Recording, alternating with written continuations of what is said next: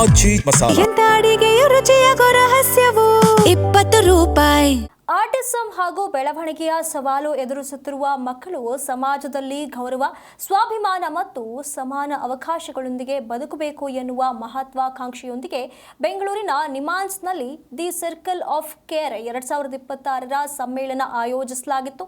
ಈ ವಿಶೇಷ ಮಕ್ಕಳಿಗೆ ಕೇವಲ ವೈದ್ಯಕೀಯ ಚಿಕಿತ್ಸೆ ಅಷ್ಟೇ ಸಾಲದು, ವಿಶೇಷ ಶಿಕ್ಷಣ, ವಿಭಿನ್ನ ಥೆರಪಿಗಳು, ಸಮಗ್ರ ಆರೋಗ್ಯ ಸೇವೆ ಹಾಗೂ ಕುಟುಂಬ ಮತ್ತು ಸಮುದಾಯದ ಪೂರ್ಣ ಸಹಕಾರ ಒಂದಾದಾಗ ಮಾತ್ರ ಇವರ ಸಮಗ್ರ ಬೆಳವಣಿಗೆ ಸಾಧ್ಯ ಎನ್ನುವ ಪ್ರಮುಖ ಸಂದೇಶವನ್ನ ಈ ಸಮ್ಮೇಳನ ಸಾರಿತು. ಕಾರ್ಯಕ್ರಮದ ವೇದಿಕೆಯಲ್ಲಿ ಮಕ್ಕಳ ಶಾಲಾ ಸಿದ್ಧತೆ, ದೈಹಿಕ ಮಾನಸಿಕ ಆರೋಗ್ಯ, ಪೋಷಕರಿಗೆ ವಿಶೇಷ ತರಬೇತಿ, ಆರೈಕೆದಾರರ ಕ್ಷೇಮ ಹಾಗೂ ಸಮಾಜದಲ್ಲಿ ಮಕ್ಕಳ ಒಳಗೊಳ್ಳುವಿಕೆ ಕುರಿತಂತೆ ಪ್ರಮುಖ ತಾಂತ್ರಿಕ ವಿಷಯಗಳ ಮೇಲೆ ಬೆಳಕು ಚೆಲ್ಲಲಾಯಿತು. ಈ ಅರ್ಥಪೂರ್ಣ ಕಾರ್ಯಕ್ರಮವನ್ನು ಆಯೋಜಿಸಿರುವ ಮಿತ್ರ ಫಾರ್ ಲೈಫ್ ಫೌಂಡೇಶನ್ ಪ್ರತಿ ವರ್ಷ ನಗರ ಹಾಗೂ ಗ್ರಾಮೀಣ ಭಾಗಗಳ 3,000ಕ್ಕೂ ಹೆಚ್ಚು ಮಕ್ಕಳಿಗೆ ಆರೋಗ್ಯ, ಶಿಕ್ಷಣ, ಥೆರಪಿ ಮತ್ತು ಪೋಷಕರ ಸಬಲೀಕರಣ ಸೇವೆಗಳನ್ನು ನಿರಂತರವಾಗಿ ತಲುಪಿಸ್ತಾ ಬಂದಿದೆ.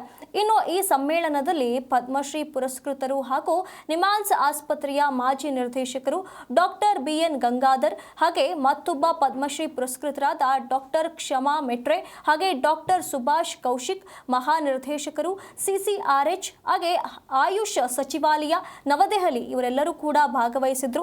ಮಿತ್ರ ಫಾರ್ ಲೈಫ್ ಫೌಂಡೇಶನ್ ಸಂಸ್ಥಾಪಕಿ ಹಾಗೂ ಮಕ್ಕಳ ಬೆಳವಣಿಗೆ ತಜ್ಞರಾದ ಡಾಕ್ಟರ್ ಮಾಧುರಿ ವೈದೇಶ್ವರ ಅವರು ಸೇರಿದಂತೆ ವಿವಿಧ ಗಣ್ಯರು ಆಗಮಿಸಿದ್ದ ಕಾರಣ ಸಮ್ಮೇಳನಕ್ಕೆ ಇನ್ನಷ್ಟು ಕಳೆ ಬಂದಿತ್ತು. We have to look at how can we include the fathers who are busy in the daytime going out to earn, how to make them a part of the whole system, make them very much a part of our lives.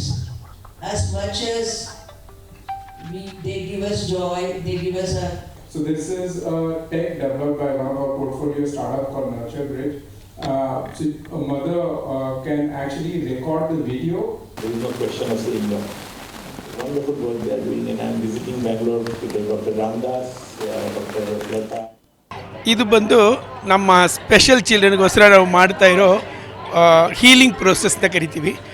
ಅವ್ರಿಗೆ ಅದು music ಥರ ಕಾಣುತ್ತೆ, ಭಜನ್ಸ್ ಥರ ಕಾಣುತ್ತೆ. ಹಿಂದೆ ನಡೀತಾ ಇರೋದು spiritual psychological healing ಅಂತ ಹೇಳ್ತೀವಿ. ಅಕ್ಕಲ್ ಕೀಬೋರ್ಡ್ ಅಂತ ಅವ್ರ ಸಬ್ ಕಾನ್ಷಿಯಸ್ ಮೈಂಡ್ನಲ್ಲಿ number consciousness, colour consciousness, sound consciousness ಇದನ್ನು ಇನ್ಸ್ಟಾಲ್ ಮಾಡಿಬಿಟ್ರೆ ಈ ಮಕ್ಕಳಿಗೆ ಈ ಜನ್ಮದಲ್ಲಿ ಮಾತ್ರ ಅಲ್ಲ, ಮುಂದಿನ ಜನ್ಮದಲ್ಲೂ ಅದು ಒಂದು ಬೀಜ ಥರ ಇರುತ್ತೆ.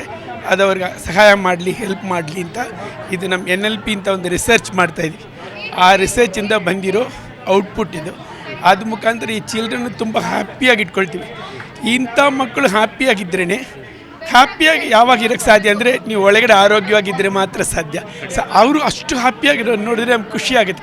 ಈಗ ನಾವು ಮಿತ್ರ ಫಾರ್ ಲೈಫ್ ಫೌಂಡೇಶನ್ ಅಂತ ನಮ್ಮದು ಸಂಸ್ಥೆ ಇರೋದು. ನಾವು ಡಿಸಬಿಲಿಟೀಸು ಮತ್ತು ಆಟಿಸಮ್, ADHD ಇಂಥ ಮಕ್ಕಳ ಜೊತೆ ನಾವು ಕೆಲಸ ಮಾಡೋದು.